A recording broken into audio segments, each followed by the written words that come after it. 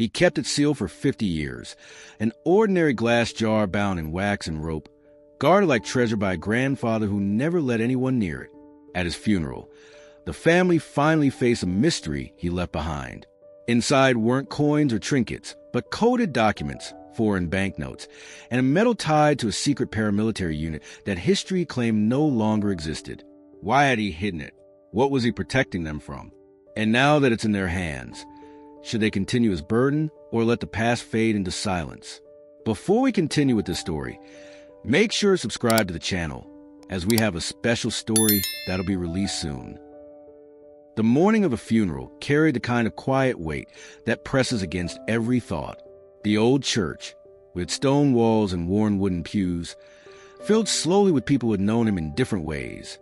Neighbors, former co-workers, distant relatives who had not spoken his name in years. The air smelled of lilies and polished wood, the kind of scent that clings to ceremonies of farewell. At the front rested the casket, simple and unadorned, much like the man himself had been. For the grandchildren, the day felt like walking through fog. They had known him as the man who kept the routines, who rose with the sun, who spent long evenings at his workbench with hands steady from decades of practice. Yet even in their most familiar memories of him, there was always something slightly withheld, a piece of his life he never offered up.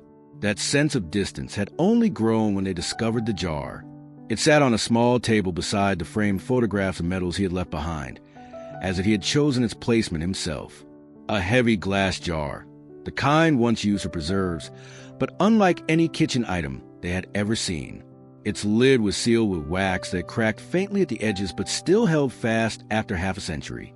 A coarse rope was bound around the neck, knotted so tightly it seemed designed to discourage even the most curious hands. Etched across the glass in neat black ink were his initials and a date, 1975. Nothing more. Every relative who passed by during the reception after the service slowed their steps to glance at it. Some lingered, whispering theories in low voices. Others dismissed it with a shake of the head, claiming it was nothing more than the stubborn eccentricity of an old man. But the grandchildren, now adults themselves, remembered more vividly than anyone else the way he had guarded it during their childhood. There had been warnings. "Don't touch the jar," he would say whenever their small hands reached too close. His voice had never been angry, only firm, as though the rule carried a gravity beyond his own authority. Once, when one of the cousins had tried to lift it from its place on the shelf in the basement, he had appeared in the doorway without a sound. He had simply stared until the boys set it back down, and then he had replaced the rope bindings with new ones, tighter than before. No punishment was given, but the look in his eyes was enough. At the funeral gathering, these memories resurfaced like tidewater. The cousins exchanged glances, each silently acknowledging that the jar had always been there in the background of their visits, its presence as constant as his silence about it. The adults argued quietly over whether it should even be on display. Some felt it was inappropriate, a distraction from the solemnity of the day. Others said it must have been placed there intentionally, that he wanted them to see it, to remember it. His daughter, the eldest of the family, stood near the table longer than anyone else. She traced a wax seal with her eyes, recalling how she had once asked him what he kept inside. His answer had been the same every time. Not yet. No explanation, no promise of when, only those two words. Not yet. She wondered now if his entire life had been measured by that phrase, if the jar had been a reminder of something unfinished, something deferred until after he was gone. As the afternoon light shifted through the stained glass windows, painting the walls in muted colors, the jar became less of an object and more of a question that hung over them all. People avoided speaking too loudly in its presence, as if noise might disturb whatever waited inside. Children, too young to remember the warnings, reached toward it with innocent curiosity, only to be pulled back by anxious parents. By the time the service ended and the family gathered in the fellowship hall for coffee and bread, the jar had drawn more attention than the framed medals or even the carefully chosen photographs of him in his youth. It was the one thing that felt alive with meaning, the one thing that seemed to hold his voice, his choices, his silence. When someone suggested moving it back into storage until the estate could be settled, a murmur of protest rose. No one wanted to lose sight of it again.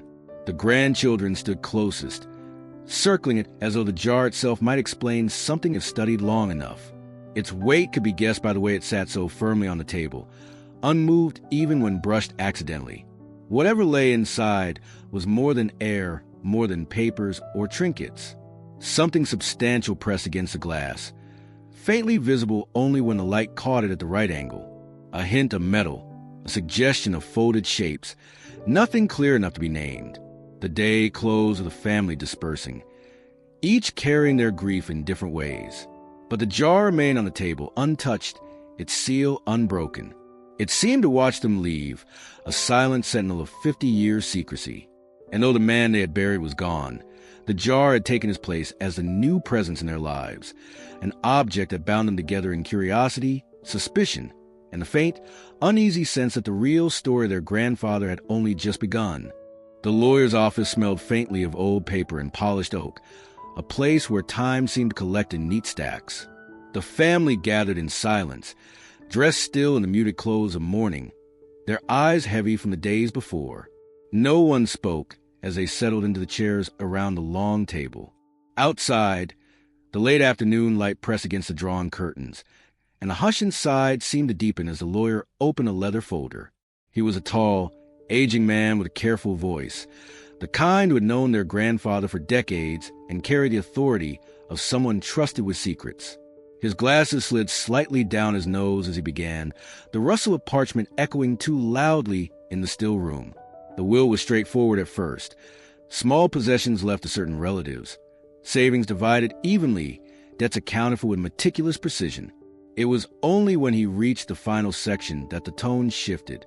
"There is one item," the lawyer said, glancing at it with a pause that seemed deliberate, "to which your grandfather attached particular instructions." He pulled out a single handwritten page, folded with the neatness of someone who had intended it to last. The handwriting was unmistakable, the careful, steady script of the man they had just buried. The words were simple but carried a weight that none of them could ignore. "This jar, marked with my initials in the year 1975, is not to be opened until after my death. It must be opened in the presence of all surviving members of our family, together in the same room. What it contains is not treasure nor trinket, but the legacy of our bloodline." The room held its breath. Chairs creaked faintly as people shifted uncomfortably, eyes darting toward one another. The jar had been a point of curiosity all their lives, but to hear it spoken of his will, to see it singled out among all his possessions, gave it an entirely new dimension. It was not merely an oddity he had clung to. It was something he had tied deliberately to the family's identity. The eldest daughter leaned forward, her hands clasped tightly, the paper's words echoing in her ears. She had known her father's silence better than anyone, had lived under the shadow of his unfinished sentences and cryptic refusals to explain. To her, the note felt like a final conversation left half-spoken, a message written not for her alone but for all of them to share. One of the cousins broke the silence. "Legacy of our bloodline? What does that even mean? Is it money? Some kind of heirloom?" His voice carried both eagerness and suspicion. Others frowned, unconvinced that the jar could hold anything more than old papers or tokens from a past long buried. The lawyer, practiced in neutrality, only repeated the instruction.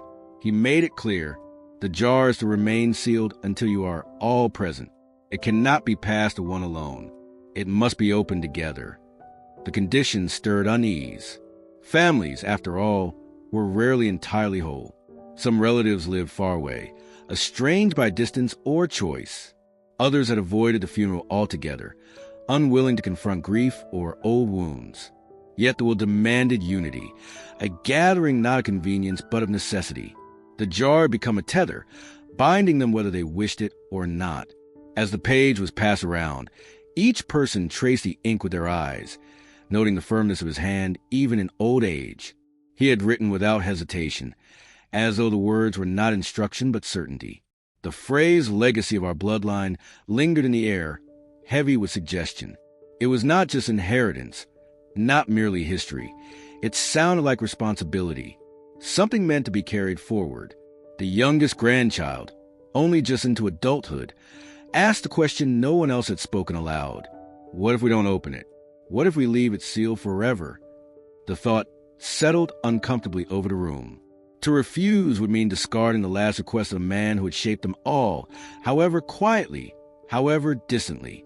But it also meant avoiding whatever truth he had locked away for 50 years. The lawyer closed his folder, signaling the end of the reading. The jar would be kept safe until the family decided to fulfill the condition. But as they rose to leave, the tension lingered. Some carried curiosity, others dread.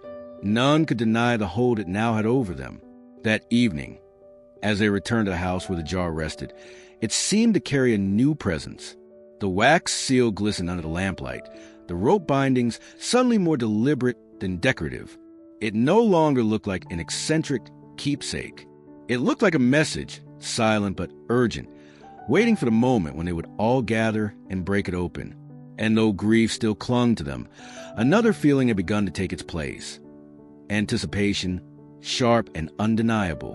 The man they had buried was gone, but through the jar, his voice was louder than ever, commanding them to face what he preserved and to do so together, as one bloodline bound by his last demand. The jar became a subject of conversation that evening, as the family lingered in the living room of the old house, the air heavy with both mourning and curiosity. They sat in a circle of low light, the lamp on the side table casting soft glows over familiar faces that looked wearier than they had before the funeral.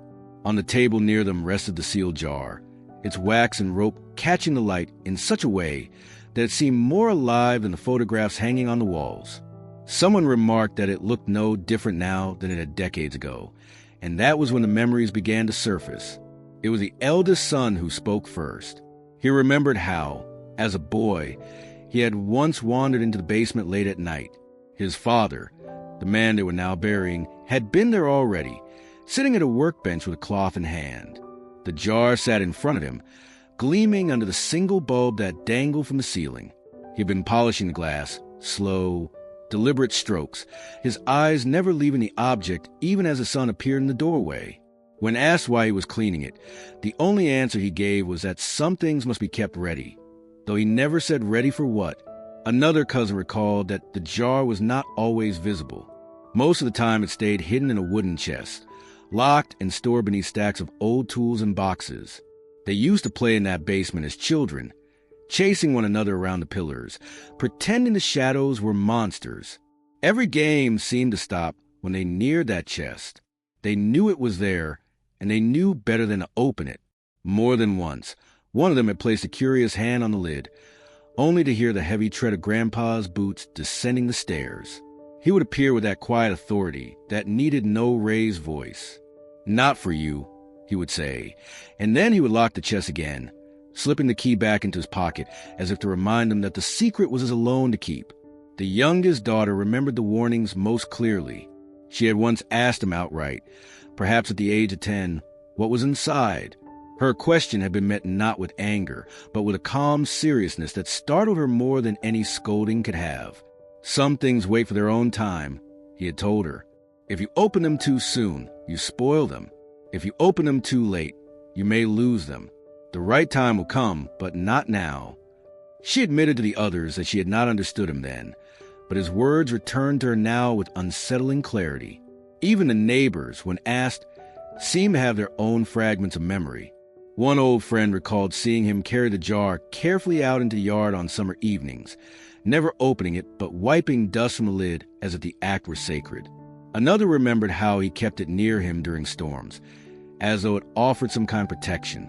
To those who knew him less intimately, it was dismissed as one of his odd habits. But to the family, who saw how deliberately he treated it, it was never something to laugh off.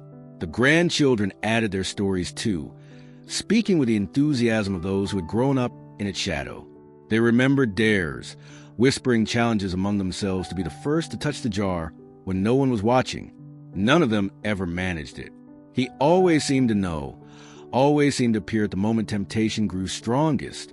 His presence was not harsh, only steady, and that steadiness carried the weight of warning more than any anger could. As the night stretched on, the stories wove together into a tapestry of memory, and the jar seemed to sit heavier on the table, as though it absorbed their words. To each of them, it had meant something slightly different: mystery, fear, defiance, curiosity. But threaded through every recollection was the same truth, that it had mattered deeply to him.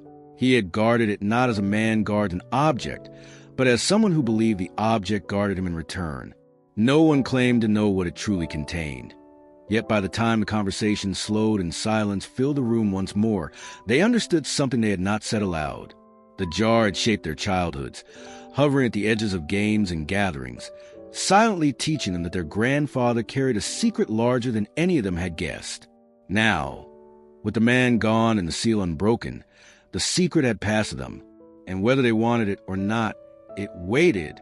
The argument began quietly, as so many family disputes do, with a simple remark that landed heavier than intended. They had gathered again in the old living room, the jar sitting in its place on the low table, casting a dull reflection of the lamplight through its cloudy glass. The day's tension was still heavy in their chests, and grief had left everyone raw. It did not take much for curiosity and doubt to turn into voices raised. One of the uncles, his tie loosened and his patience thin, was the first to break the fragile silence. "It's nonsense," he said, his hand slicing through the air as if to swat the idea away. 50 years, and for what? Probably some old coins or scraps of paper he thought meant something. We shouldn't make fools of ourselves chasing after his eccentricities. His words struck a chord, and a few heads nodded in agreement. For them, the jar was no more than a relic of an old man's stubbornness, an object that had already wasted too much of their time. But across the room, the eldest daughter's voice rose with quiet defiance. "You didn't see the way he guarded it. You didn't hear the things he said when I asked him about it. He wanted it sealed for a reason, and he wanted us together when it was opened. That has to mean something."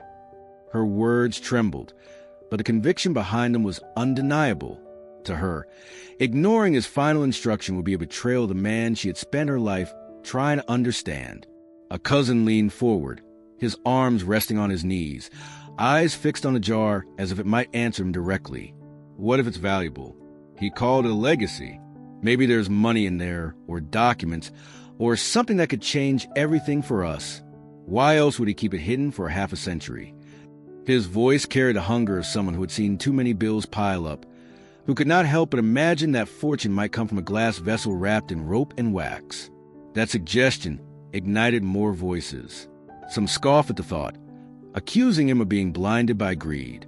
Others, less bold but equally desperate, admitted quietly that they hoped it might be true.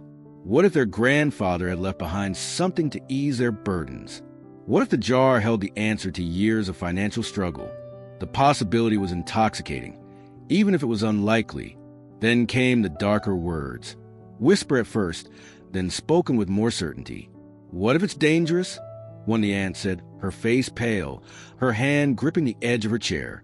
"He never let us near it. He warned us every time we asked. People don't guard something like that unless it's meant to be hidden. What if he was protecting us from it?"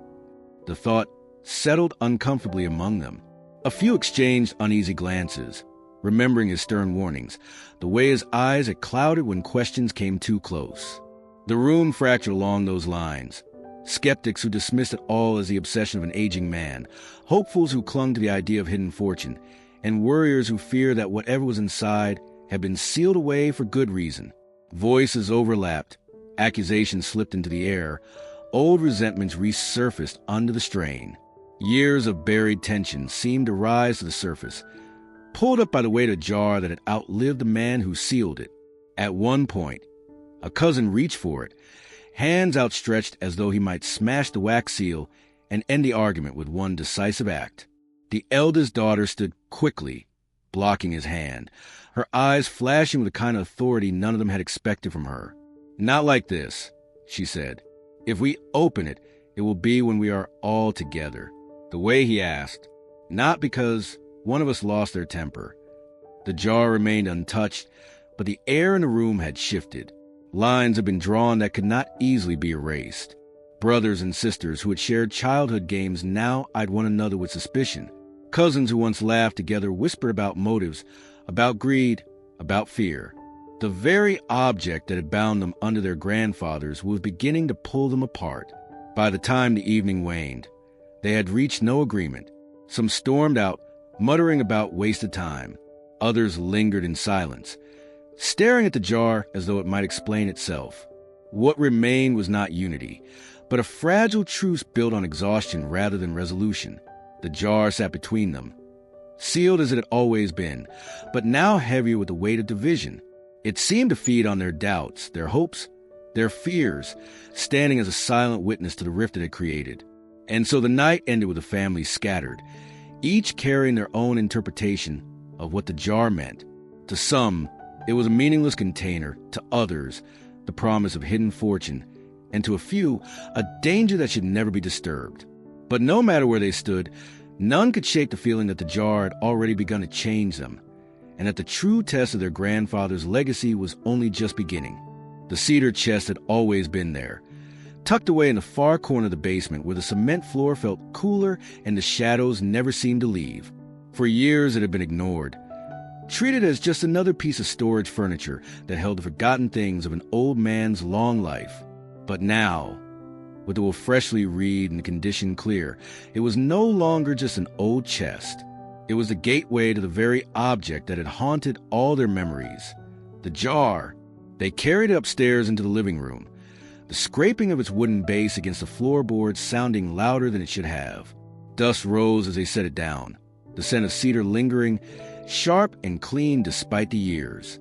The brass lock on the front was tarnished, its surface dulled with age, but it still carried an air of finality, as though it had been waiting for this moment. The key had been found in a small envelope tucked inside the lawyer's fold with a will, labeled in their grandfather's unmistakable hand. Chest. Only when all are present. When the lock clicked open, a silence fell over the family. The lid creaked as it lifted, revealing not just a jar, but an arrangement of objects that seemed carefully curated, preserved as though each carried meaning. The jar sat in the center, its wax seal and rope bindings as firm as they had always been, but now surrounded by other items that deepened its mystery. There were letters bound with twine, their paper yellowed but still intact, edges curled from years of waiting. The handwriting visible on the outermost sheet was familiar, the same neat, deliberate script they had seen on the note read at the lawyer's office. Faded photographs were stacked beneath the letters, sepia-toned images of people none of them could immediately identify.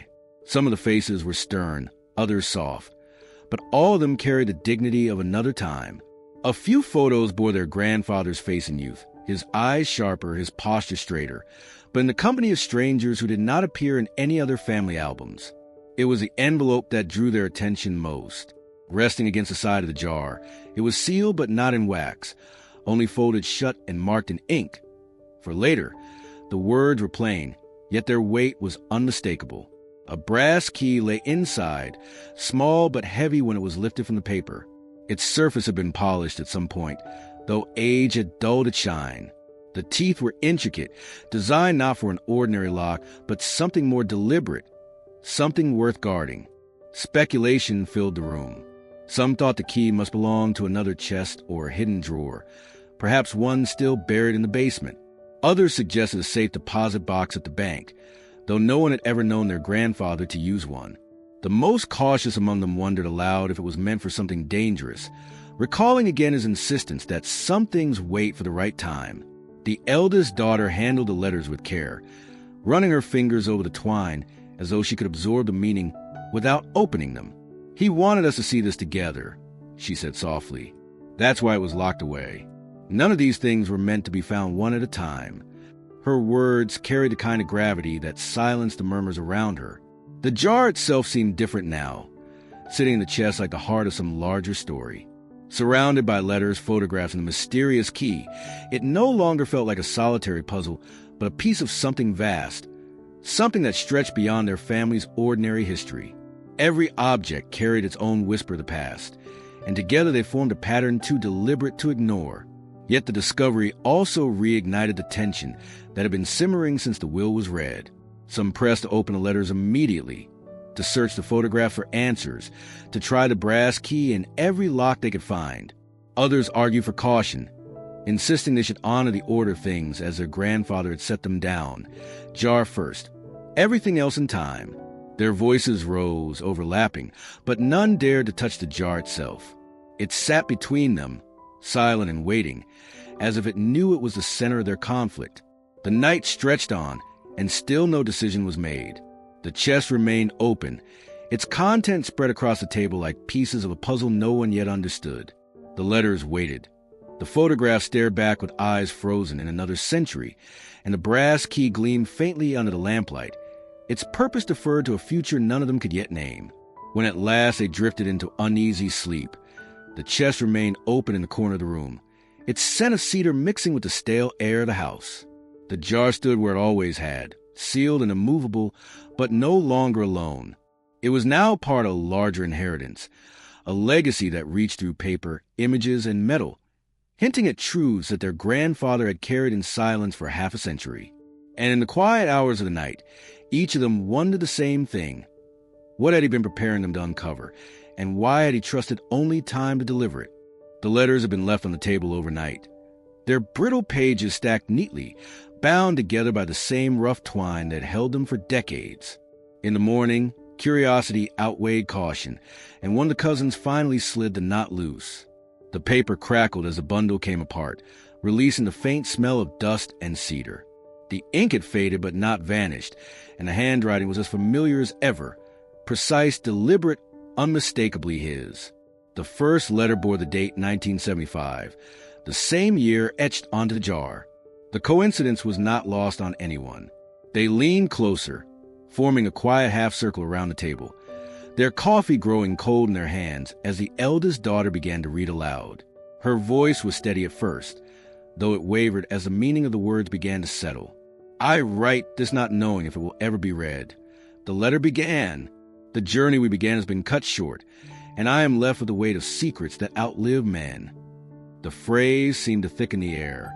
A few shifted uneasily, exchanging glances that betrayed more nerves than they cared to admit. He had not written of family or sentiment, but of a burden, something unfinished, something left behind. The letter went on, describing events in a way that was vague enough to provoke more questions than answers. He wrote of a trip, though the details of where or why were absent, replaced instead by phrases like a passage interrupted and a path closed by hands unseen. There was mention of companions, though no names were given, only the haunting phrase, I alone returned with what we carried, and so it became mine to protect. The word stirred unease in the room. What journey? What companions? The grandchildren looked to one another, searching for recognition that never came. None had ever heard of their grandfather traveling anywhere beyond the surrounding counties, let alone embarking on something that sounded so deliberate, so secretive. He had been a man of routines, or so they thought, a man defined by his quiet work and his silence. Yet here was evidence of a hidden chapter in his life, one that he had chosen to bury in ink and lock away beside the jar. The letter's tone darkened as it continued. If you are reading this, know that I did not seal away coins or trinkets, nor objects of vanity. What I carried home was a duty. It was not mine to keep, but mine to guard, until such time as the bloodline itself should decide its fate. The weight of secrets is heavier than stone, and not every man survives the carrying of them. As those words were spoken aloud, a hush fell over the family. For a moment, even the hum of the refrigerator in the kitchen seemed louder than their breathing. The letter made clear that whatever rested inside the jar was not meant to amuse, not meant to enrich in the ordinary sense. It was something that had cost him, something he had borne alone for 50 years. The eldest son leaned back in his chair, his arms folded, his face lined with doubt. It's just words, he muttered. He could have written that to make it sound important, to keep us from opening it. Maybe it's nothing more than scraps he wanted us to think were sacred. His skepticism rang sharp, but it did little to ease attention. Others disagreed. The youngest granddaughter spoke up, her voice tentative but clear. He didn't write like this unless it mattered. You remember how careful he was with his words. He wouldn't have called it a duty unless it was real. Her conviction was quiet, but it drew nods from some of the others who remembered his silence too well, his refusal to explain things he didn't mean to share. The letter closed without resolution, only with a warning. Asterisk, when the seal is broken, you will inherit not only what lies within, but the question of what to do with it. Choose wisely, for choice is the true legacy I leave you. Asterisk. The page was set down on the table, and no one moved to pick up again right away. It lay there like an accusation, like a dare, its meaning pressing against them with the weight of something vast and unseen. The jar, sitting close by, seemed heavier than ever, as though the words inside the letter had seeped into its glass and rope. Arguments began again, softer this time, more cautious. Some insisted the letter was only meant to dramatize his eccentricity, while others believed it revealed something larger, a truth that had been deliberately hidden. But beneath all the speculation ran the same current, the growing awareness that their grandfather's life had been more complicated than they had ever known. The jar was no longer a mystery of curiosity. It was a responsibility, one that carried the shadow of a journey they would never fully understand, and a weight that now rested on their shoulders as it once had on his. By the time the discussion waned, the letter had already begun to change the way they looked at each other. No one dared to touch the jar that night. It remained in its place, silent and sealed, while the family sat in uneasy silence, knowing that whatever contained was far more serious than they had imagined. And though none of them said aloud, each of them wondered the same thing. What secret could possibly be so heavy that a man had carried it for 50 years and still called a burden too great for one life to hold? The kitchen table had always been the center of the house, a place where meals were shared, where birthdays were celebrated, where small disagreements had once been softened by the passing of bread or the pouring of coffee. But on this night, it had become something else entirely. The jar sat in the middle, its glass catching the faint glow of the overhead light, the wax seal glistening like a barrier that dared them to break it. Around it, the family gathered, their faces lit not by warmth but by unease, each person caught between the pull of curiosity and the weight of fear. It was one of the cousins who spoke first, his voice edged with impatience. "We're sitting here wasting time," he said, gesturing sharply toward the jar. "Why don't we just smash it open and see what's inside? 50 years, all the secrecy. It's ridiculous. We'll never know until we look." His words carried the urgency of someone who had no patience for mystery, who wanted certainty even if it came in a single violent crack of glass. Across from him, an aunt shook her head firmly, her hand pressing against the table as though to anchor herself. "No, that's not what he wanted. He gave us letters, instructions. He meant for us to follow them, to understand before we opened it. If we break it now, we lose whatever meaning he left behind. It's not just about the contents. It's about the order of things." Her voice trembled with emotion, but her conviction was clear. The divide widened almost immediately. Some leaned toward the cousin's side, weary of the riddles and secrecy, eager to free themselves from the weight of speculation. Others sided with the aunt, believing that their grandfather's silence had been purposeful, that the jar was part of something larger and should not be disturbed until they had read and understood everything he left behind. The clash of perspectives raised the tension higher with each passing moment. The eldest daughter, who had read the first letter aloud, reminded them of its words. He spoke of a journey cut short, of the weight of secrets. He said this wasn't coins or trinkets. Doesn't that tell you he was trying to protect us? Maybe what's inside isn't just valuable. Maybe it's dangerous, or maybe it changes things in ways we aren't ready for. She glanced toward the jar as she spoke, her expression torn between reverence and fear. Suspicion rippled through the group. The notion that their grandfather might have been guarding them from something harmful was unsettling, but it was not easily dismissed. They recalled the way he had polished the glass without ever opening it, the way his voice would harden whenever questions grew too direct. Those memories, once brushed aside as quirks of age, now pressed against him with new weight. Perhaps he had not been eccentric at all. Perhaps he had been afraid. The debate grew sharper as hours passed. Voices overlapped, questions were repeated, and old grievances began to slip into the conversation. One sibling accused another of only wanting money, while another snapped back that fear had ruled the family for too long. A cousin slammed his palm against the table in frustration, demanding they act before the night was over. Another warned that to rush would be to dishonor the man they had come to mourn. The jar remained untouched through it all, sitting heavy and silent as though it understood the storm it had created. Its presence seemed to feed their conflict, drawing out hopes and suspicions alike. It was not just an object anymore, but a mirror, reflecting their fears back at them, amplifying every hidden motive. At one point, the youngest of the grandchildren spoke, her voice small but steady in the noise. "What if we're not supposed to open it at all?" she asked. The room fell quiet, and her words hung in the air like smoke. What if the letters were meant to lead us to something else, and the jar is only a warning, a reminder of what he carried? No one answered her directly, but her suggestion deepened the unease. The debate did not end with resolution. By the time the clock neared midnight, they were weary, their voices hoarse, their unity frayed. Some still pushed for immediate action, their eyes fixed on the jar with restless intensity. Others clung to caution, believing that patience was the only way to honor their grandfather's trust. The rest hovered in uncertainty, unwilling to choose either side, but unable to deny the pull of the mystery before them. When they finally rose from the table, no one had dared to touch the jar. It remained in the center, as impenetrable as ever, its secret still bound by wax and rope. Yet something had shifted. Suspicion had crept into their hearts. Suspicion not only of the jar, but of each other, of motives, of loyalties, of what each of them hoped to gain or feared to lose. The family that had once shared this table now left it divided, bound together only by the sealed object that refused to yield its truth.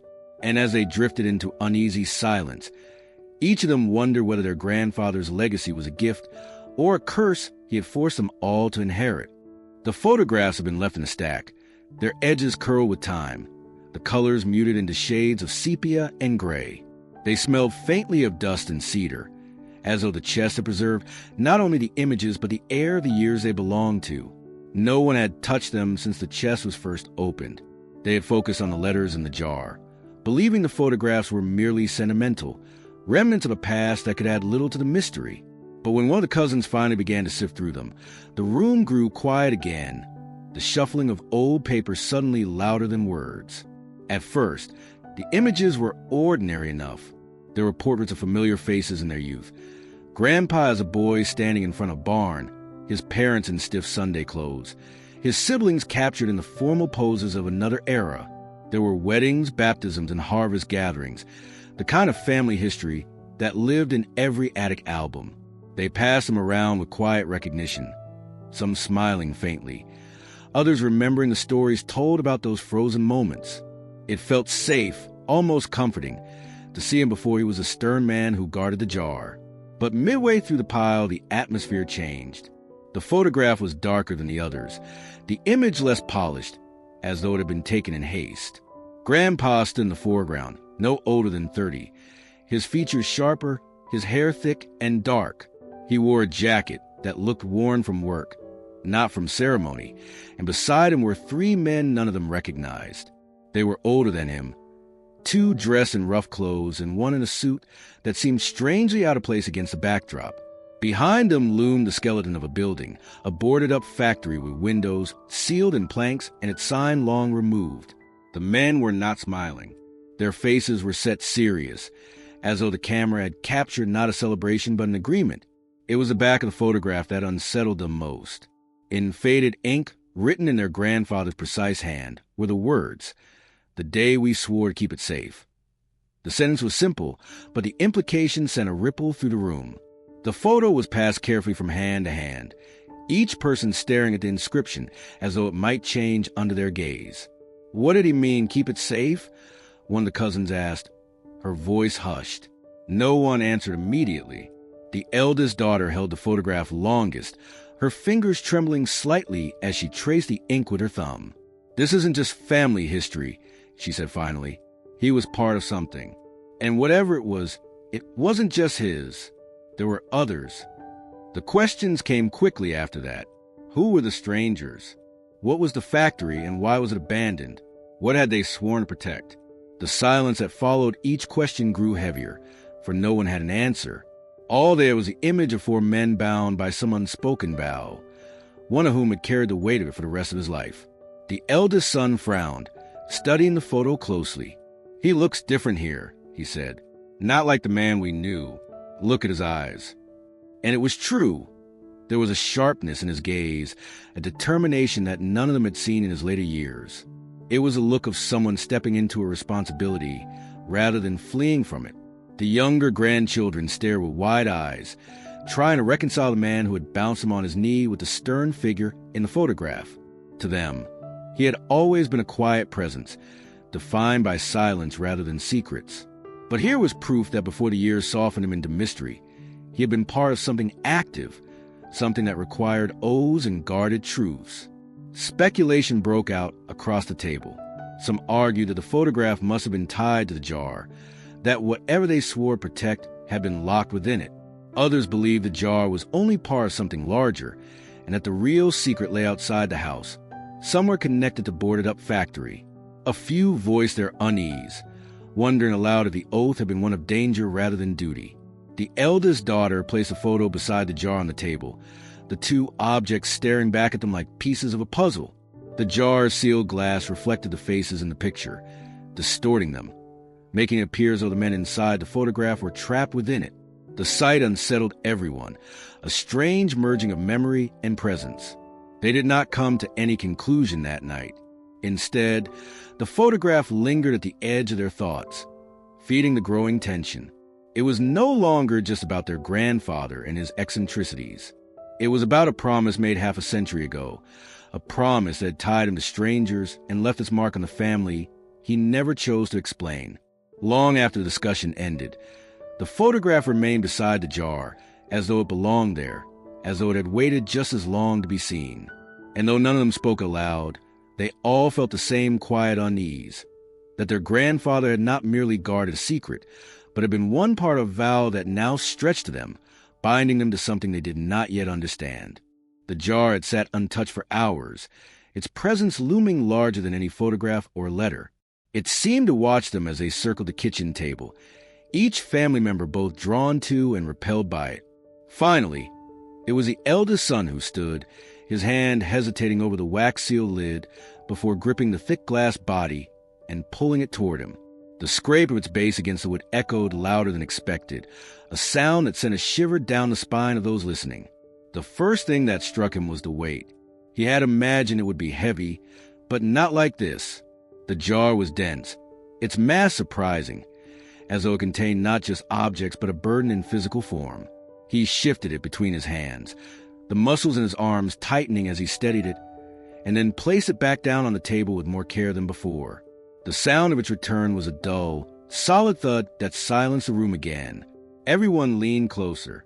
The wax around the rope that sealed the lid was cracked with age, but still intact. The dark lines pressed into glass, giving it an almost ceremonial appearance. The initials and date scrawled across its surface, HW 1975, were faint but clear, the handwriting unmistakably his. The jar seemed both fragile and indestructible at once, glass that could shatter with a careless drop, yet somehow eternal, its contents reserved for half a century without air or light. The eldest son, after a moment's hesitation, gave it a careful tilt. Inside, something shifted, not the tumble of loose coins or the rattle of marbles, as some had half expected, but the muted slide of something metallic and compact. The sound was low, almost reluctant, as though whatever lay inside had grown accustomed to its confinement. A hush spread over the table. Eyes widened, shoulders stiffened, and the silence was broken only by the faint scrape of metal on glass. One of the cousins reached out and tapped the side with her fingernail. The sound that came back was not the light, tinkling chime of a hollow vessel, but a dull, resonant echo, deep and solid, almost like striking a bell that had been smothered. The weight and the echo together painted a picture that unsettled them all. Whatever was inside was not fragile. It was not trinkets, buttons, or family heirlooms meant to charm the next generation. It was something made to last, something forged to endure. Speculation rose quickly, whisper at first, and then louder as nerves broke into argument. Some said it had to be gold, a hidden fortune left behind when trust in banks was low. Others countered that the jar was far too heavy for just coins, and the echo was wrong. It suggested one solid piece, not a collection of many. A few wondered aloud if it was a weapon, their grandfather's way of keeping something dangerous out of reach. The thought sent glances darting around the table, each family member measuring the other's reactions, looking for fear or confirmation. The eldest daughter leaned close, her face inches in the glass, searching for any glimpse through the thick, cloudy walls. But time had blurred the jar's transparency. The contents were little more than a shifting shadow. When she lifted her head, her voice trembled. "He carried this weight for 50 years," she said softly. "Not just a jar, but whatever it meant." The younger ones sat back, their imaginations racing with images of buried treasure, secret societies, or relics from wars they had only read about in school.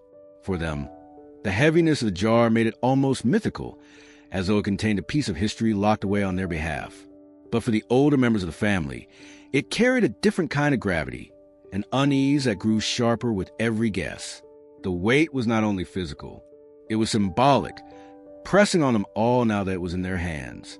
No one dared to lift it again immediately. It sat in the middle of the table, casting long shadows in the lamplight, the wax-sealed lid reflecting faint glimmers of gold.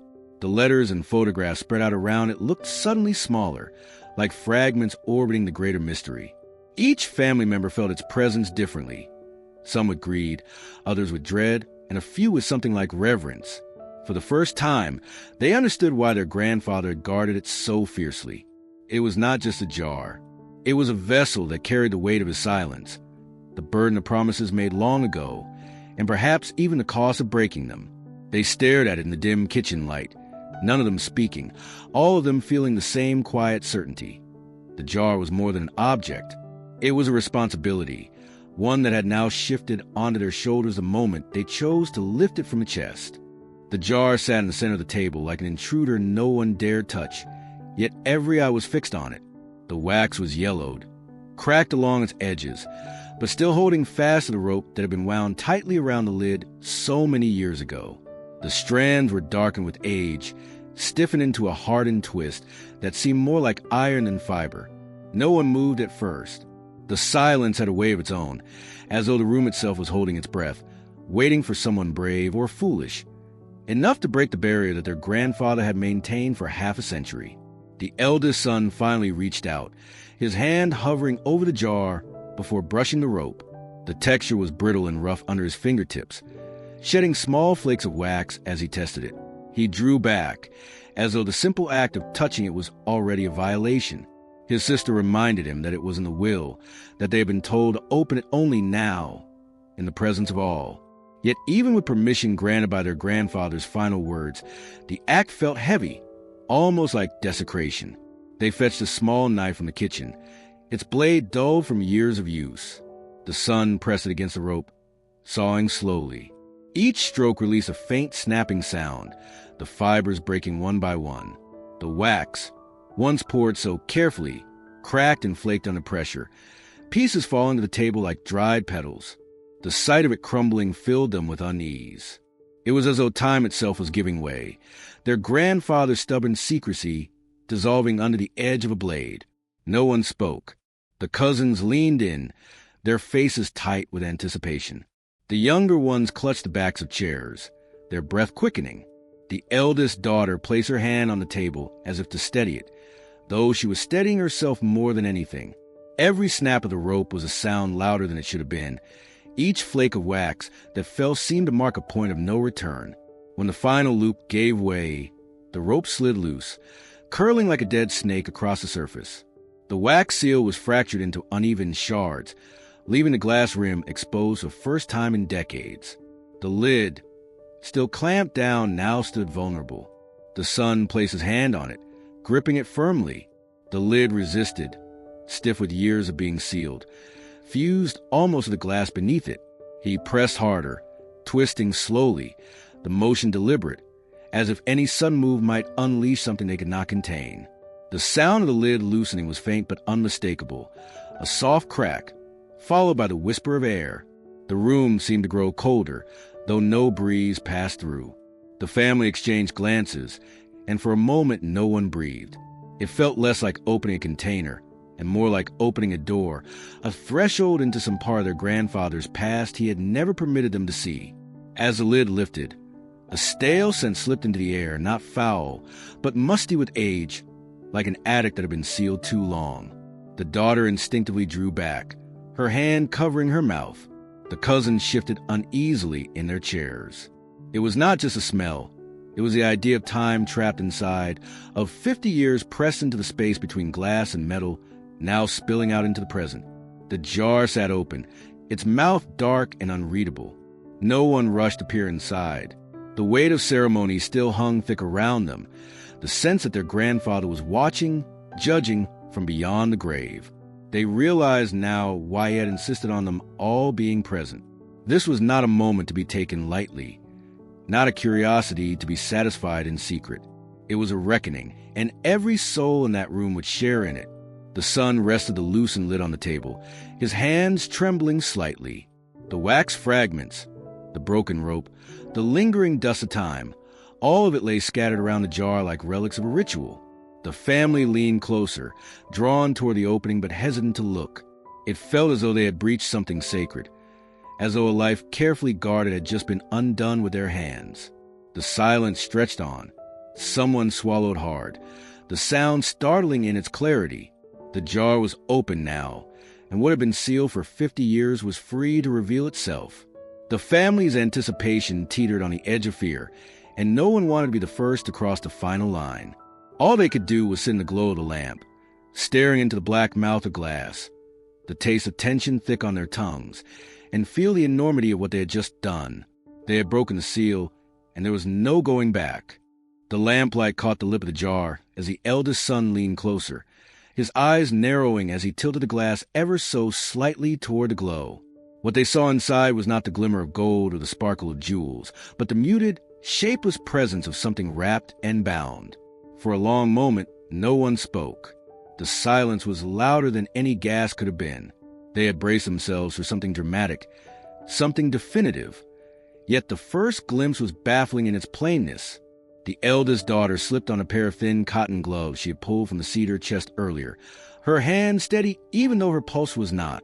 Slowly, she reached into the jar, her fingers brushing against the surface of something slick and waxy. She lifted it carefully into the light, and the family saw that it was not treasure but a small parcel no larger than her palm, wrapped tightly in oilcloth. The fabric was stiff and darkened, preserved but worn. It smelled faintly of earth and machine oil. She set it gently on the table, and another bundle followed, then another. There were 4 in total, each nearly identical in size and wrapping, tucked one atop the other in the jar like secrets pressed down. When the last of them was removed, the jar's bottom revealed only dust, no further objects hidden beneath. The cousins leaned in, curiosity growing sharper, while the older siblings exchanged puzzled glances. Their grandfather had guarded this jar with his life, had demanded it be preserved untouched for 50 years, and yet what it held looked like nothing more than discarded trinkets. The first parcel was carefully untied. The knots in the twine that held it together had tightened with time, the strands fragile yet stubborn. With effort, the daughter loosened them until the fabric peeled away to reveal folded papers, their edges brown and brittle. She unfolded them slowly, the sound of the creases breaking faintly in the room's hush. They were documents, handwritten in ink that had faded to a brownish gray. Names, dates, and words were scrawled across them, some in English, others in a script that seemed foreign, unfamiliar to most of the family. Laid beside the papers was a medal, tarnished to a dull greenish bronze. Its surface bore the faint outline of an eagle, wings spread, though the details were blurred by corrosion. The ribbon attached had rotted away, leaving only a few frayed threads clinging to the metal clasp. The cousins stared at it with wide eyes, uncertain whether it was an award, a relic, or something more symbolic. Then came the most puzzling of all, a stack of banknotes bound together with a strip of faded cloth. When the daughter set them down and spread the bundle, the notes fanned out across the table. They were money, clearly, but not from any country they recognized. The paper was thicker than modern bills, the ink darker, the designs intricate with patterns of crests and landscapes that seemed both authentic and otherworldly. The text was written in a language none of them could read, though the numbers were familiar. Some bills bore dates that made no sense, years that did not align with anything they could place. Whispers rippled through the group. One cousin asked if they were counterfeit. Another muttered something about war money, while a third wondered aloud if their grandfather had been part of something illegal. The younger ones only stared, fascinated by the strangeness of currency from nowhere they knew. The eldest son picked up one of the notes, holding it carefully at the edges, and turned it over in his hand. The texture was thick, durable, unlike the fragile paper money of today. It looked old, yes, but not fake. Whatever country it came from had printed these with care. The family sat in a circle around the table, the jar now empty beside them, and stared at the collection. The document spoke of something formal, something official. The metal whispered of service, perhaps of war, or an honor forgotten. The banknotes carried the weight of a place lost to history, a place none of them could identify. Together, the objects formed a picture that was incomplete, but heavy with implication. The eldest daughter, still holding the gloves, laid the papers out flat to examine the writing more closely. She frowned, tracing her finger lightly over the ink. Though faint, the signature at the bottom of one page looked familiar. It bore the same initials as the label on the jar, their grandfather's. The discovery tightened the air in the room once again. These were not merely random artifacts, not items he had collected without meaning. He had signed his name here, connected himself to the contents, and chosen to lock them away. The family's anticipation shifted into unease. It was not treasure they had uncovered, not in the way they had imagined. It was a legacy written in paper, metal, and strange currency, things that carried stories, perhaps burdens from another time. Their grandfather's choice to guard them so fiercely began to make a different kind of sense. These were not possessions meant to enrich his descendants. They were fragments of a past he had chosen not to explain, yet had ensured would not be lost. The room grew quiet again as they looked at one another. The jar had not given them riches, but it had given them questions. Questions heavy enough to demand answers. Questions that would not let them rest until they understood what, exactly, their grandfather had been protecting for 50 years. The metal sat at the center of the table, its dull metal glinting faintly in the lamplight, as though reluctant to reveal more of itself. The ribbon had long rotted away, leaving only frayed threads clinging uselessly to the clasp, but the metal's body held its silence with weight. Around the edges, a faint inscription curved in a language none of them could read. The letters were sharp, angular, unlike anything that looked familiar to their eyes. At its core was a symbol, half-worn yet distinct, an emblem that seemed to straddle the line between military pride and something altogether more secretive. The family leaned in closer, passing it from hand to hand. One cousin squinted at the inscription, convinced it resembled Cyrillic. Another argued it looked more Germanic. A niece, who had taken a few college courses in linguistics, frowned and admitted it was none of those exactly, though perhaps a dialect or cipher or something connected to Eastern Europe. The uncertainty only deepened as they laid it back on the table and stared at it as though the metal itself might explain. It was the eldest son who finally suggested taking a clear photograph of the metal and uploading it to an online archive. He had connections through his work that allowed him access to databases of historical documents and military relics. Skeptical though some were, no one stopped him. He positioned the metal under the light, adjusted the angle until the inscription was visible, and snapped several detailed shots. The images were sent off to a colleague known for his obsessive knowledge of obscure militaria. Then all they could do was wait. The waiting stretched longer than they expected. The family's conversation circled back to Grandpa himself, to the possibility that the man they thought they had known had lived a second life entirely in shadow. He had never spoken of war, not once in their memory. He had told stories of childhood, of farming, of small-town living, but not of service, not of comrades or conflict. For some, this silence felt purposeful. For others, it raised suspicion. What had he been hiding all these years, and why had he carried it so close? When the reply came hours later, it was brief but heavy with consequence. The metal, the colleague explained, had belonged to a little-known paramilitary unit formed in the aftermath of the Second World War. It was not part of an official army, nor recognized widely in records, but rather existed in the shadows between nations. Trained men tasked with guarding secrets, carrying out missions that blurred the line between patriotism and conspiracy. The inscription, once translated, read something akin to "for silence and honor." The emblem belonged to a unit rumored to have been disbanded in the mid-20th century, their actions sealed from public record. The word sent a chill through the family. They had expected, perhaps, that their grandfather's medal would tie him to something noble, a recognized campaign, an honorable service buried in modesty. Instead, it linked him to a group that few had heard of and fewer still could explain. A group defined by secrecy, by oaths never spoken aloud. The realization that he had carried this with him, in silence, for decades unsettled them all.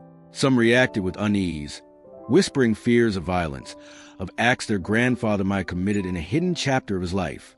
Others argued fiercely in his defense, insisting that the man they knew, gentle, patient, stern but never cruel, could not have been part of anything sinister.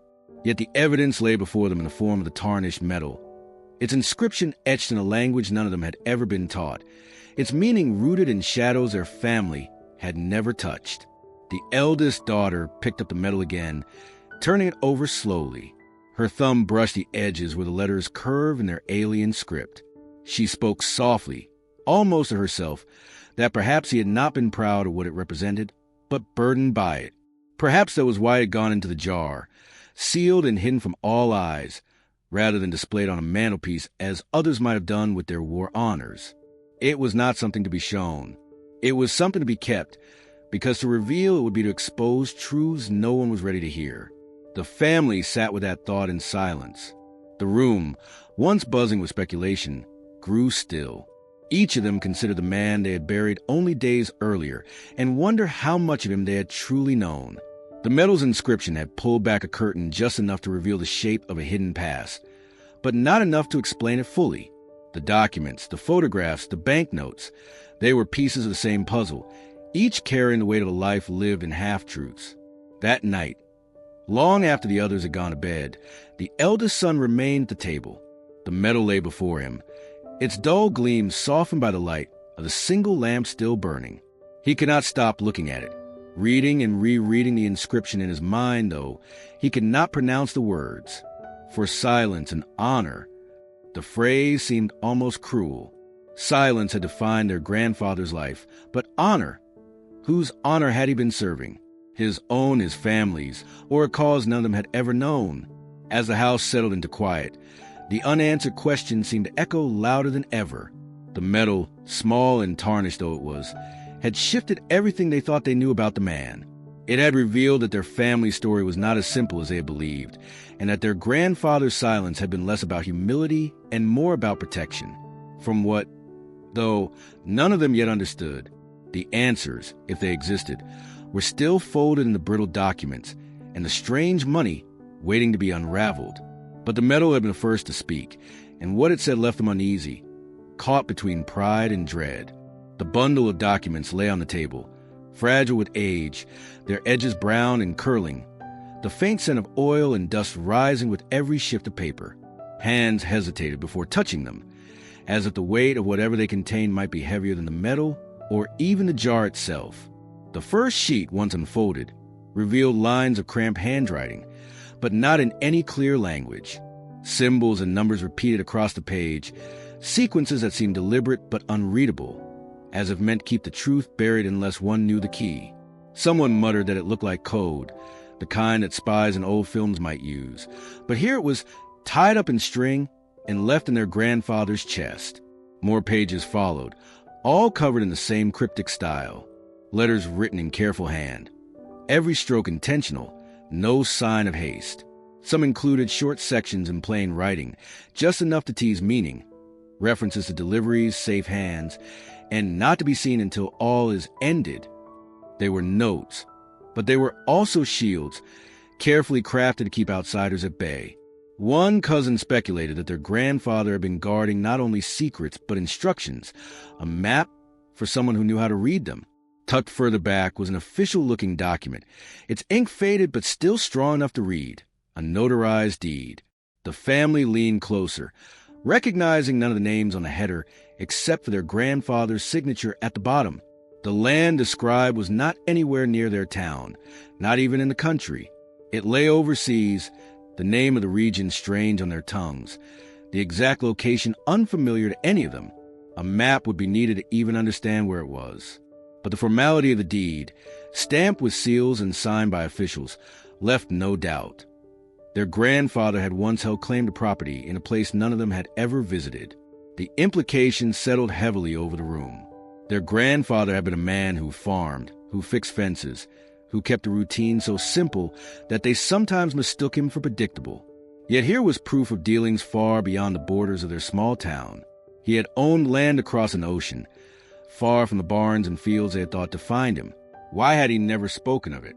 Why had he never sold it, never mentioned its existence even to his children? The silence around it seemed deliberate, as though the land itself had been tied to whatever code filled the letters. The papers were spread across the table, the family's voices growing tense again.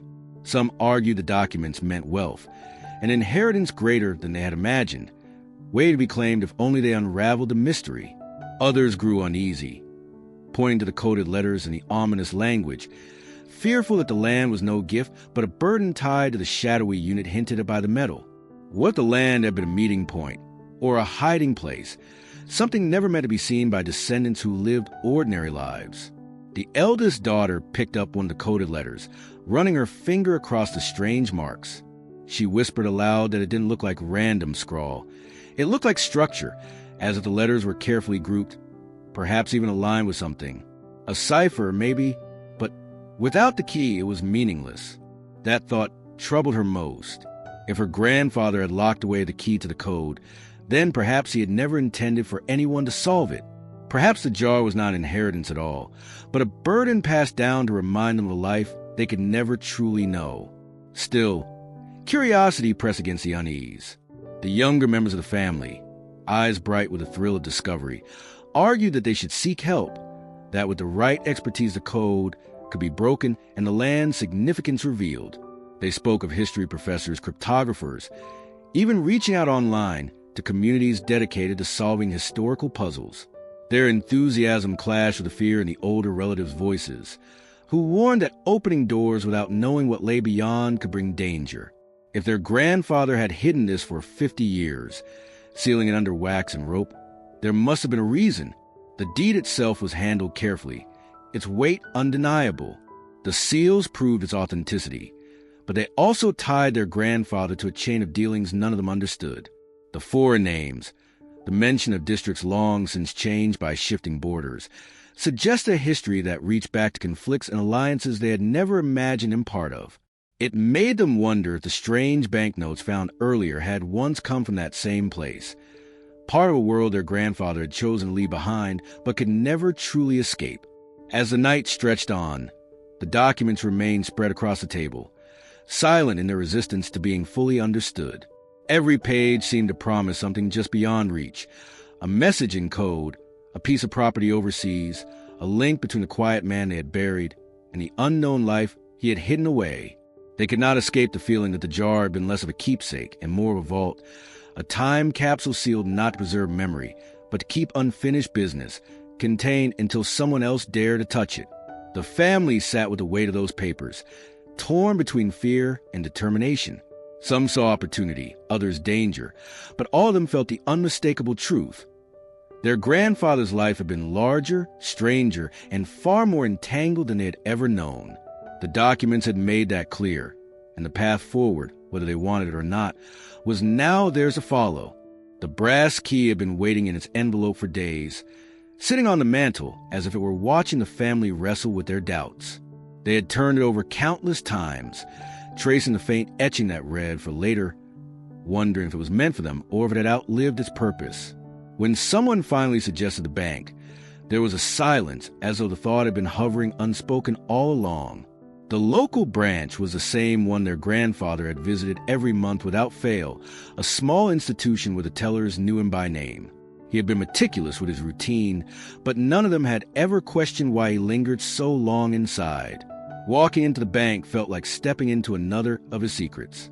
The vault smelled faintly metallic, and the clerk who guided them wore an expression of professional neutrality that did little to soften their unease.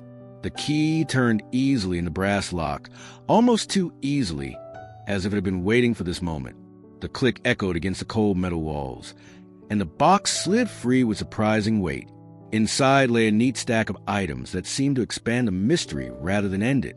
There were maps folded with care, their edges yellowed, their surfaces marked with notations in the same hand that had scrawled the coded letters. Some maps were regions they recognized only vaguely, foreign cities whose names sounded distant and unreal in their mouths. Red circles, underlined words, and dates dotted the surfaces, as though their grandfather had been charting something or protecting it. Next to the maps rested more medals, each in its own small pouch. Some bore familiar insignias tied to wars they had read about in history books. Others displayed symbols as unrecognizable as the first one pulled from the jar. They were heavy, tarnished, yet meticulously kept, like evidence of service or allegiance to groups that had vanished into obscurity. The sheer number of them suggested not a brief involvement, but years of entanglement in causes he had never spoken of. And then there was the letter. Unlike the coded ones, this was written plainly, as though intended to be understood without hesitation. The paper trembled in the eldest daughter's hands as she unfolded it, the family leaning closer until her voice filled the quiet vault. Their grandfather had begun with an acknowledgement of the silence that defined his life. He admitted to keeping them in the dark not out of malice, but because the truths he carried were dangerous in ways that might have changed how they lived. He spoke of years when choices had been made in secrecy, when loyalties shifted and oaths were taken that could not be spoken of without consequence.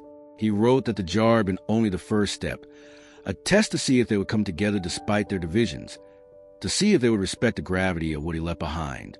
The jar, he explained, was a container of fragments, pieces of a story meant to raise questions but not to provide the whole. The true heart of what he had carried lay within the maps and the deeds, in the connections that stretched far beyond their small town.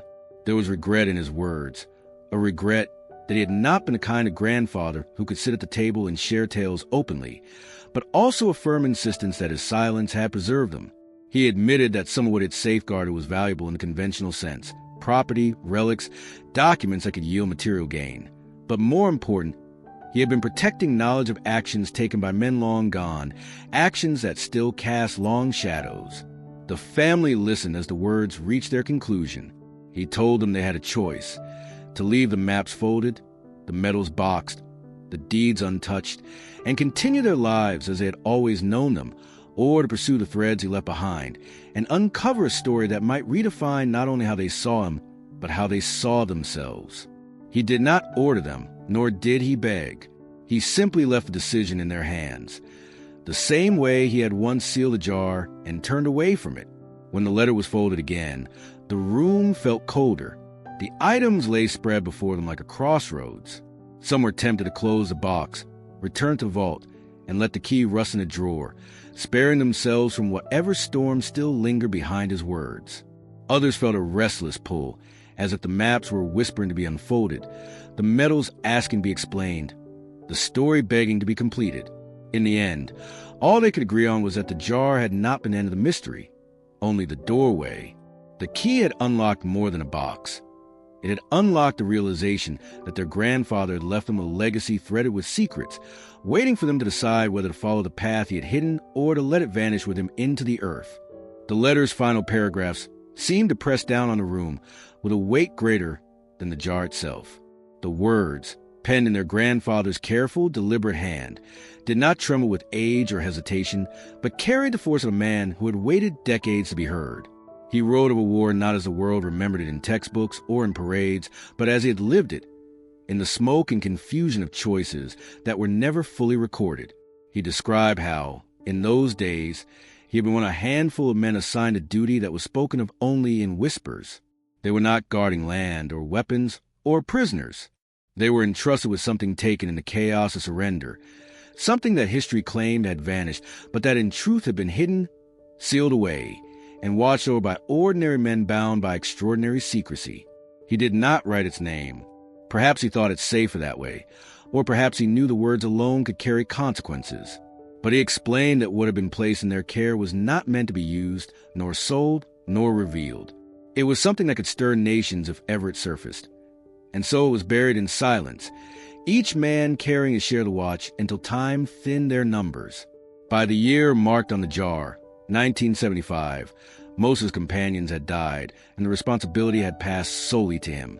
The jar, he confessed, was not the container, the thing itself, but the evidence, the fragments, the proofs, the coordinates that tethered him to his duty. He could not destroy them, for destruction would break the oath, but he could not speak them either, for speech would undo the fragile peace they preserved. So he sealed them away, pouring wax over the lid with hands that shook less from fear than from reverence. He placed it in the chest and guarded it through the decades with a quiet determination that none of his children or grandchildren had understood. He warned them never to touch it, not because it was cursed, but because it was bound a story they could not yet bear. He lived on with the secret, mowing the lawn, telling jokes, reading the newspaper at breakfast, while carrying in his chest the knowledge of something that had not been lost to time, but deliberately hidden from it. In the letter, he spoke directly to them. He admitted he had hoped the day of reckoning would never come, that perhaps the world would move far enough from its wars, far enough from its hungers, that the jar could remain unopened and forgotten, its contents decaying quietly into irrelevance. But he knew better than to trust time alone. He wrote that every legacy demands a hand to hold it, and when his strength failed, it would fall to the heirs, not by choice but by blood. They were his heirs, not only of his house and his belongings, but the burden he had carried. He did not command them. He did not write that they must continue his guardianship. He allowed them the freedom he had never had. If they chose, they could let the past fade.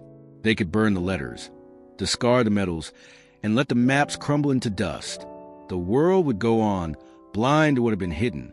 But if they felt the same duty that once bound him and his brothers in arms, then they must be ready to step into his silence, to hold watch over what others had lost track of, to ensure that the wrong eyes never fell upon it. As the family absorbed his words, the air grew heavy with unspoken dread.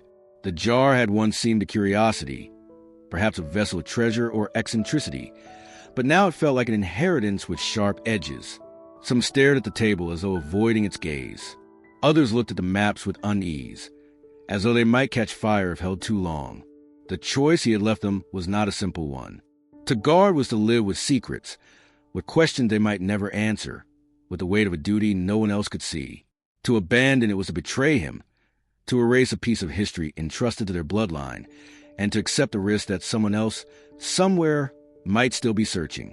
The letter ended not with farewell, but with a single line written in his steady script. What is kept is not ours, but ours to keep. The words echoed as they folded the pages back into the envelope. Their grandfather was gone, the jar opened, the truth unveiled, but the burden remained, resting now in their hands, a legacy that demanded not understanding but decision.